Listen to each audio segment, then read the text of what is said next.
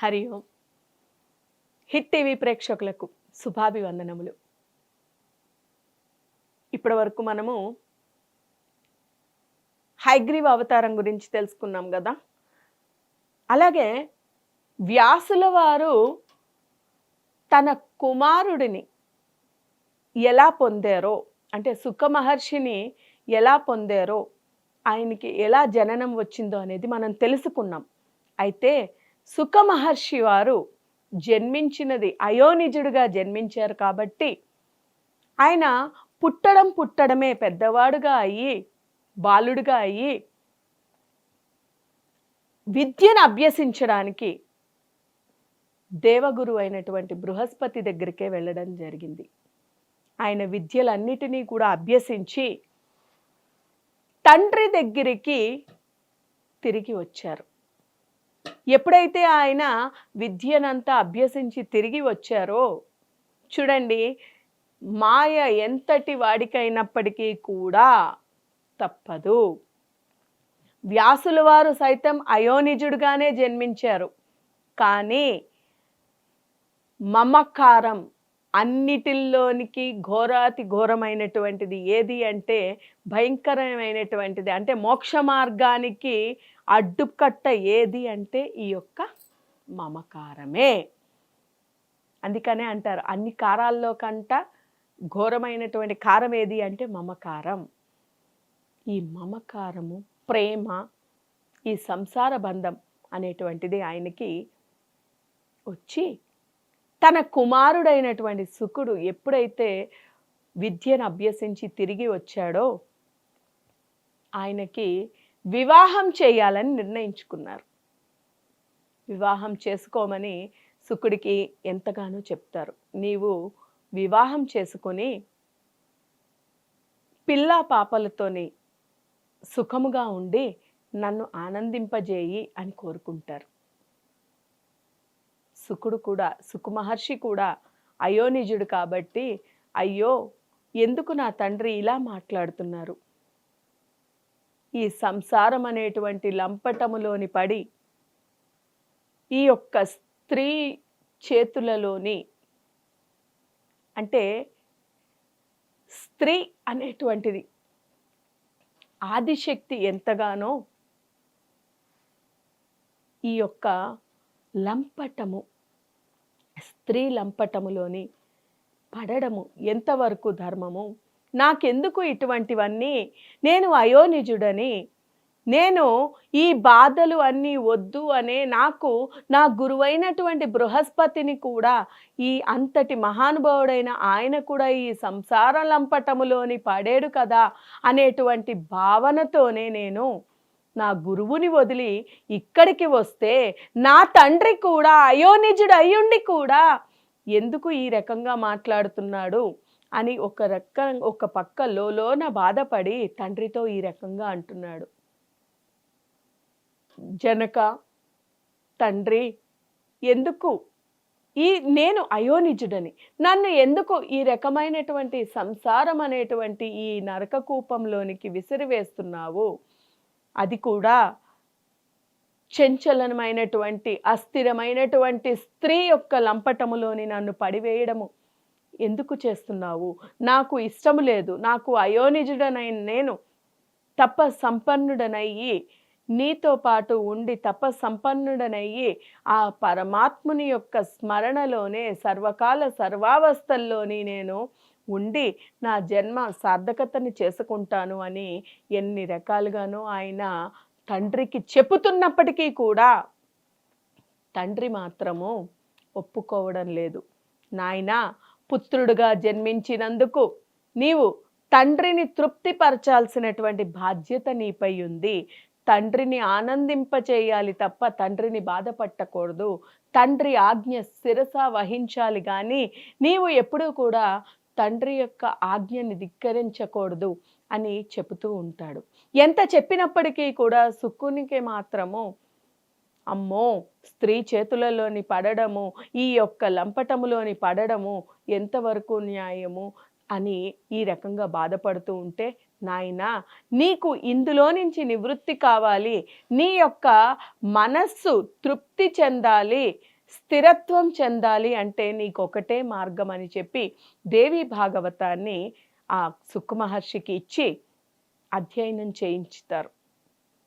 దేవి భాగవతమని తెలియపరుస్తారు వ్యాసుల వారు సుఖ మహర్షికి.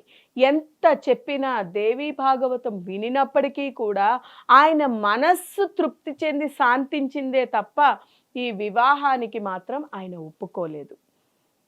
ఇంకా ఆయనని సంపూర్ణంగా దేవి భాగవతం కూడా తృప్తి పరచలేకపోయింది. ఆయన మనసు మాత్రం స్థిరం అయ్యింది అని అనుకుంటే అప్పుడు వ్యాసుల వారు, నాయనా నువ్వొక పని చెయ్యి, జన్మరాహిత్యం పొందినటువంటి ఒక రాజయ్యుండి కూడా జన్మరాహిత్యం పొందినటువంటి జనక మహారాజు దగ్గరికి వెళ్ళు నాయనా అని చెప్పి శుకుడిని జనక మహారాజు దగ్గరికి పంపిస్తారు. తండ్రి ఆజ్ఞ శిరస వహించాలి కదా, ఎక్కడికి వెళ్ళినా నా నిర్ణయం ఒకటే, నేను మాత్రం వివాహం చేసుకునేది లేదు. అందుకని నన్ను ఎక్కడికి పంపించినా నేను ఆలోచించేటువంటిది ఇదే విషయం కదా, సరే తండ్రిని ఎందుకు బాధ పెట్టాలి, తండ్రి కోరికని ఎందుకు కాదనాలి అని చెప్పి తండ్రి యొక్క ఆజ్ఞ. ఇప్పట్లోనంటే జనాలకి తండ్రి విలువ తెలియడం లేదు. ఎంత కష్టపడో తల్లిదండ్రులు పెంచి పెద్ద చేస్తూ ఉంటే తండ్రి చెప్పిన ఒక్క మాట పాటించడానికి కూడా వాళ్ళకి కష్టమవుతోంది తప్ప, ఇదివరకు మన సనాతన ధర్మంలోని తండ్రి యొక్క మాటని దాటేవారు కాదు. తల్లిదండ్రుల బాటలోనే తల్లిదండ్రుల మాటని శిరస వహిస్తూ ఉండేవారు. మనకి రాముడిని కూడా మనం తీసుకోండి, రామరాజ్యం అంతటినీ వదులుకుని కూడా రాముడు కేవలము తండ్రి ఆజ్ఞ పాలన కోసమే ఆయన అడవులకి ఎలాగైతే వెళ్ళాడో అదేవిధంగా శుకుడు కూడా తనకి అయోనిజుడైనప్పటికీ తనకి ఇష్టము లేనప్పటికీ కూడా తండ్రి ఆజ్ఞ ప్రకారము జనక మహారాజు దగ్గరికి వెళ్ళడానికి నిర్ణయించుకున్నాడు.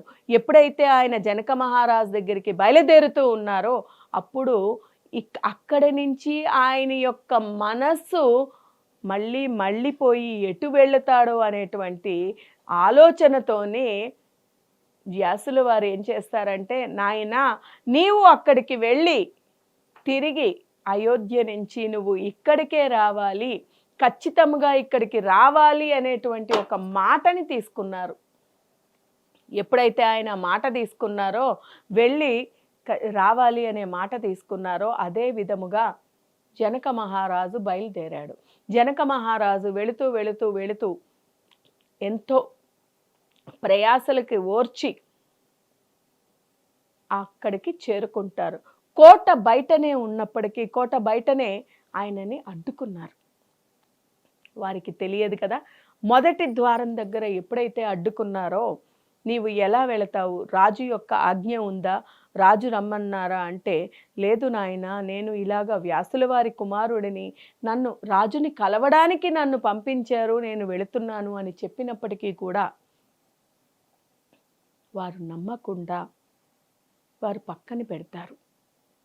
ఆయన మహాజ్ఞాని, శక్తి సంపన్నుడు కనుక మాట్లాడకుండా, అదే మనం ఈ రోజుల్లోనే మనము కొంచెం విద్య వచ్చి మనకి ఏదైనా వచ్చేసరికి మనం కింద మీద ఆగకుండా ప్రతి ఒక్కళ్ళతోని పోట్లాడుతూ ఉంటాం, నన్నే అడ్డుకుంటావా అని.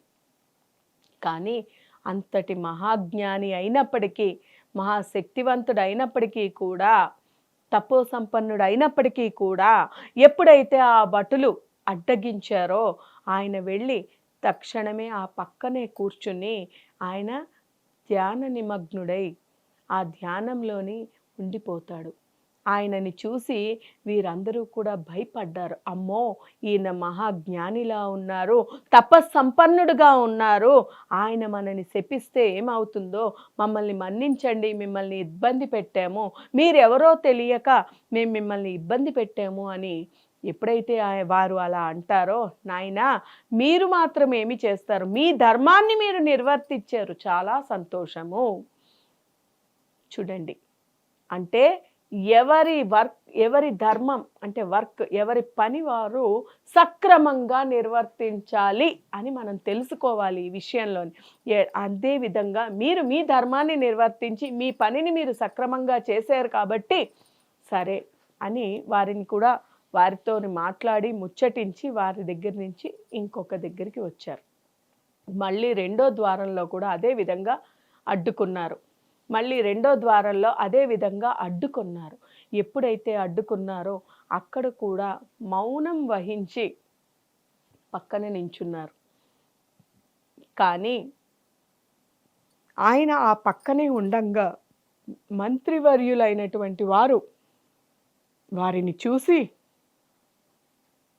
క్షమాభిక్షను అడిగి, అయ్యో గురువు వ్యాస మహర్షుల వారి యొక్క కుమారుడా అని మన్నించండి, మా వారికి తెలియక మిమ్మల్ని ఇక్కడ ఆపారు అనేటువంటి భావనతోని ఆయనని దగ్గర ఉండి తీసుకుని వెళ్ళి రాచ మర్యాదలతోని ఆయనకి వసతి గృహంలోని ఉంచారు. అయితే ఎప్పుడైతే ఆయనను అక్కడ వసతి గృహాల్లోని పెట్టారో అక్కడ ఆయనకి పరిచర్యలు చేయడానికి, ఆయనకి అన్నీ కూడా అక్కడ అందించడానికి, ఆయన పనులన్నీ చేయడానికి అక్కడ కొంతమంది కన్యలని పెట్టారు. అంటే అక్కడ పనిచేసేటువంటి వారిని సేవకులుగా అందరినీ కూడా స్త్రీలని, కన్యలని పెట్టారు. ఈ వ్యాసుల వారి యొక్క కుమారుడైనటువంటి శుకుడిని చూసి, ఆయన యొక్క తేజస్సుని చూసి, ఆయన యొక్క ముఖార విందాన్ని చూసి, ఆ అందాన్ని చూసి వాళ్ళు మోహితులయ్యి ఎన్నో రకాలుగా ఆయనని ఈ మోహంలో పడివేయాలి, ఆయనని ఎన్నో రకాలుగా వారు ప్రయత్నాలు చేస్తూ ఉన్నారు. ఎలాగైనా కూడా ఈయనని మభ్యపెట్టాలి, మోహంలోని పెట్టాలి అనేటువంటి భావనతోని ఆయన ప్రయత్నాలు చేశారు వీరు. కానీ ఎన్ని చేసినప్పటికీ కూడా ఆయన ఎన్ని రకాలుగా ప్రయత్నించినా ఈయన ఒక్క పిసరు కూడా చెలించకుండా తన ధ్యానము, తన తపస్సు చేసుకుంటూ కలుపుతున్నారు. మరునాడు పొద్దున్న జనకుడు వారిని పిలిచి వ్యాసుల కుమారులు వచ్చారు అని తెలిసి శుకుని ఆహ్వానం చేసి రాజమందిరంలోని కూర్చుని, స్వామి మీ రాకకు కారణం ఏమిటి, నేను మీకు ఏ రకంగా సహాయపడగలను అని అడిగేసరికి చూసారా, గురువుకి అంత ప్రాధాన్యత, గురువు యొక్క బిడ్డ అయినటువంటి ఆయనకి కూడా గురు కుమారుడు కదా ఆయన, అందుకోసమని గురు కుమారుడని తెలిసి అంతటి రాజు కూడా ఆయనకి శిరస్సు వంచి నమస్కరించి, నేను మీకు ఏ రకంగా సహాయపడగలను, ఆయన జీవన్ముక్తుడు కూడా, అంటే ఆయన పరమాత్ముని యొక్క అనుగ్రహం పొందినటువంటి వాడు, అటువంటి వాడు సైతం తను గురు కుమారుడికి నమస్కరించి నేను మీకు ఏ రకంగా సహాయపడగలను, నేను ఏమి చేయాలి అని అడిగేసరికి, స్వామి నాయనా రాజా, నన్ను నా తండ్రి అయినటువంటి వ్యాసుల వారు నీ దగ్గరికి పంపించారు. ఎందుకు పంపించారు అంటే, నన్ను వివాహం చేసుకోమని పదే పదే నా తండ్రి చెబుతున్నాడు, నేను అయోనిజుడని.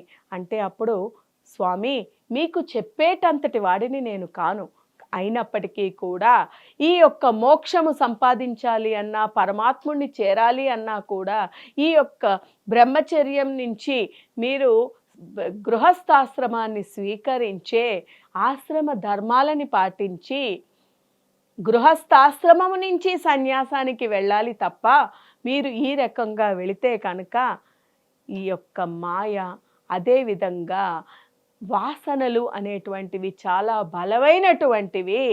వాసనలు బలమైనవి కాబట్టి మిమ్మల్ని చంచలము చేసి మిమ్మల్ని భ్రమలోకి పెట్టవచ్చు. కనుక ముందు మీరు సుఖమైనటువంటి ఈ యొక్క సంసారాశ్రమాన్ని స్వీకరించిన తర్వాతనే సన్యసించాలి తప్ప, సన్యసించి భ్రష్టు పట్టడం తప్పు. కాబట్టి దాని యొక్క ఫలితము చాలా ఘోరముగా ఉంటుంది. కాబట్టి సన్యాసాశ్రమం నుంచి భ్రష్టు పట్టి గృహస్థాశ్రమానికి వచ్చే కంట గృహస్థాశ్రమాన్ని స్వీకరించి ఈ యొక్క వాసనలన్నిటినీ కూడా తొలగించుకుని మీరు సన్యాసాశ్రమానికి వెళ్ళాలి అని ఎన్ని రకాలుగా చెబుతున్నప్పటికీ కూడా సుఖ మహర్షి ఒకటే పట్టుకుని ఉంటారు. నేను అయోనిజుడని, నాకు ఎందుకు ఈ వాసనలు ఉంటాయి? అయోనిజుడికి ఎప్పుడూ కూడా ఇటువంటి వాసనలు ఏమీ కూడా, ఎంత బలవత్తరమైనటువంటి వాసనలు కూడా మాకు ఉండవు కాబట్టి నేను అయోనిజుడిగా నాకెందుకు అని. అంటే స్వామి, ఏమి అయినప్పటికీ కూడా తండ్రి ఆజ్ఞను కూడా పాటించాలి కాబట్టి, అలాగే వాసనాత్రయం ఖచ్చితంగా ఉంటుంది కాబట్టి మీరు పాటించాలి అని అనేసరికి జనక మహారాజుని సుఖ మహర్షి వారు ఒక మాటతోని అంతటి బాధ అయినా కూడా బాధ కలిగిస్తారు. ఎలాగంటే, ఏమయ్యా నువ్వు జీవన్ముక్తుడువా? ఏ రకంగా నువ్వు జీవన్ముక్తుడివయ్యావు? ఈ రాజ్యలంపటము లేదా? నీకు తెల్లవారి లేచి రాజ్యలంపటము, రాజ్యాన్ని పాలించాలి, రాజుల గురించి, నీ సంసారం గురించి, నీ పుత్రుల గురించి, ఈ ఒక్కటంతా ఉండంగా నీవు జీవన్ముక్తుడివి ఎలా అయ్యావు అనే రకంగా మాట్లాడి ఆయన బాధపడతాడు. కానీ భగవదానుగ్రహాన్ని పొంది ఆయన జీవన్ముక్తుడుగా అయ్యాడు కాబట్టి ఆయన చిరు మందహాసము చేసి, నీకు పూర్వంలోని నిమి మహర్షి యొక్క, నిమిరాజు యొక్క అనుగ్రహంతో, మీకు అప్పటి నుంచి వచ్చినటువంటి అనుగ్రహంతో నువ్వు ఇలా జీవన్ముక్తుడు అయ్యావు. కానీ ఇంత రాజ్యపాలన చేస్తూ సంసార లంపటంలో ఉంటూ నీవు జీవన్ముక్తుడివి ఎలా అయ్యావు? నిమి చక్రవర్తి కారణంగా పూర్వీకుల యొక్క ప్రభావం చేత నువ్వు ఈ రకంగా ఉన్నావు, కానీ ఏ రకంగా అయ్యింది అని అనేసరికి ఆయన అంత మాట అయినా ఇంత పిసరు కూడా ఆగ్రహం చెందకుండా, అదే స్థిత ప్రజ్ఞత అంటారు. అంటే ఎప్పుడైతే జ్ఞానం లభ్యం అవుతుందో ఆవేశానికి గురి ఉండదు. జరగాల్సినది జరిగింది, దానికి ఎందుకు బాధపడ్డం? ఎవరు ఏదన్నా ఎందుకు బాధపడాలి? మంచి అయినా చెడైనా దేనికైనా స్థిరంగా ఉండాలి అనేటువంటి భావన మనకు వస్తుంది. అందుకనే దైవానుగ్రహాన్ని పొందాలి. ఇప్పటి రోజుల్లో అది కరువైంది కాబట్టే నిమిత్తమైనటువంటి క్షణికమైనటువంటి భక్తి, క్షణికమైనటువంటి చర్యలు ఉంటున్నాయి కాబట్టే ఈ యొక్క స్థిరత్వము, స్థితప్రజ్ఞత లభించడం లేదు. ఆయన భగవదానుగ్రహాన్ని పొందాడు కాబట్టి ఆయన నమస్కరించి నవ్వుకుని, స్వామి నీవు అన్నది నిజమే, నేను ఒక్క మాట అడుగుతాను అని ఆయన ఏమంటారో తెలుసా? స్వామి నీవు సన్యసిస్తావు, సన్యసిచ్చి అడవులలోనే తిరుగుతావు. నీవు ఎంత తపస్సు చేసినప్పటికీ కూడా నీవు తపస్సు నుంచి లేచిన తర్వాత నీకు కూడా ఆహారం అనేటువంటిది స్వీకరించాలి కాబట్టి ఆ యొక్క ధ్యాస, ఆహార లంపటము ఉంటుంది కదా. నీవు అప్పుడు ఆహారం కోసం తప్పించుకుంటూ ఆ వేట ఈ వేట చేసుకుని ఆ పండు ఈ ఫలము ఏదో ఒకటి తెచ్చుకోవడానికి ప్రయత్నాలు చేస్తూ నీవు కూడా ఆ రకంగా చిక్కుకుంటావు కదా. అంటే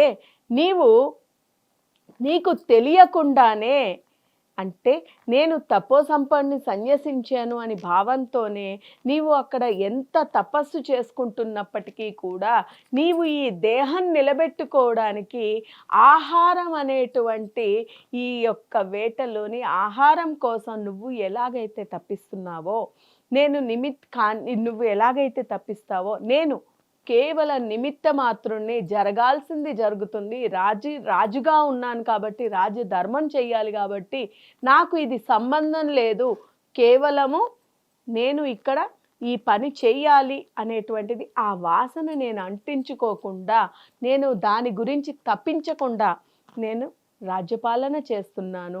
నా గృహస్థాశ్రమంగా నా పిల్లలని, భార్యని చూస్తూ ఉన్నాను. అంతేగాని నేను దానిని అంటించుకోవడం లేదు, అందుకనే అయ్యాను అని ఈ రకంగా నెమ్మదిగా ఆయనకి వివరించేసరికి నిజమే కదా, ఎంత సన్యసించినా ఆహారం గురించి ఈ తపన ఉంటుంది, ఆహారం గురించి ఆలోచన ఉంటుంది, ఇవన్నీ ఉంటాయి కదా. అంటే ఎప్పుడైతే నాకు, నాది, అంటే దీని అర్థం ఏంటంటే నాది, నాకు, నేను, కుటుంబం అనేటువంటి ఇటువంటి వాసన ఎప్పుడైతే మనము వదులుతామో అప్పుడే జీవన్ముక్తులు అవుతారు. ఏది ఉన్నప్పటికీ, ఏది చేసినప్పటికీ, ఎంతటి మహాసముద్రమైనటువంటి రాజ్యంలో ఉన్నా, ఎంతటి పదవిలో ఉన్నా, ఎంత ఏదున్నప్పటికీ కూడా ఇక్కడ నేను నిమిత్త మాత్రుణ్ణే, ఇది నాది కాదు, భగవంతుని యొక్క కార్యము నేను చేస్తున్నాను, నా పని కాదు, నేను ఇది కూడా భగవంతుడే అని భావించుకుంటూ నేను చేస్తున్నాను అనేటువంటి భావనని మనకి తెలియపరచడానికే సుఖమహర్షి, అయోనిజుడైనటువంటి ఆ సుఖమహర్షి అక్కడికి వెళ్ళడము, ఆయన తెలుసుకోవడము జరిగింది. అక్కడి నుంచి ఎప్పుడైతే ఈయనకి జ్ఞానోదయం, అంటే అందుకే చూడండి ఆదిశంకరులకి సైతం ఆ జగన్మాత, ఆ పరమేశ్వరుడు ఎలా వచ్చారండి? చండాలుడు రూపంలోని పరిపక్వత వచ్చిందా లేదా అనేది తెలుసుకోవడానికి చండాలుడు రూపంలో వచ్చి పరీక్షించారు. అదేవిధంగా ఈయన అయోనిజుడు అయినప్పటికీ కూడా ఆయనలోని పరిపక్వత తీసుకువచ్చి సంపూర్ణమైనటువంటి స్థితప్రజ్ఞత జ్ఞానాన్ని తీసుకువచ్చింది జనక మహారాజు.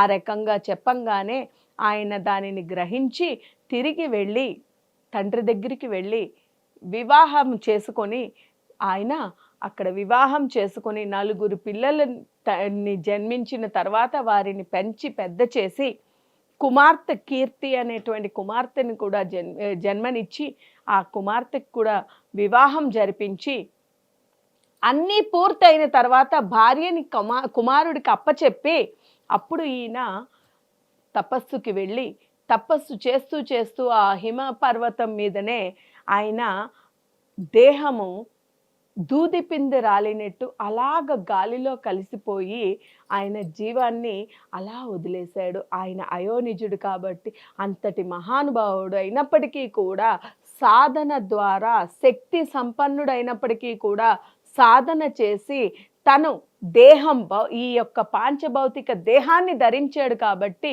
ఆయన సాధనతోని తపో సంపన్నుడు అయ్యి తపస్సు చేస్తూ తన జీవితాన్ని, తన యొక్క దేహాన్ని విడనాడారు. అందుకని మనము కూడా ఇప్పుడు నిమిత్తంగా ఉండేటువంటి మనకు అంతటి శక్తి కానీ ఏమీ లేదు, కానీ ఈ కలియుగంలో కేవలము నామస్మరణతోని మాత్రమే ఆ భగవంతుని చేరుకునేటువంటి అవకాశాన్ని, శక్తిని, ఎందుకంటే కలియుగంలో మానవులు క్షణికంగా చాలా చిన్న జీవనం ఉన్నవాళ్ళు ఉంటారు అనేటువంటి భావనతో మహానుభావుడైనటువంటి భగవంతుడు మనకు అంత శక్తిని, అంత అనుగ్రహాన్ని ఇచ్చాడు కాబట్టి సద్వినియోగం చేసుకుంటూ భగవత్ స్మరణ చేసుకుంటూ భగవన్ నామస్మరణతోని మనందరము కూడా అదే విధంగా ఆ పరమాత్ముని యొక్క సంపూర్ణమైన అనుగ్రహాన్ని పొంది ఆ యొక్క జీవితాన్ని సార్థకతని చేసుకోవాలి అని కోరుకుంటూ హరి ఓం తత్సత్.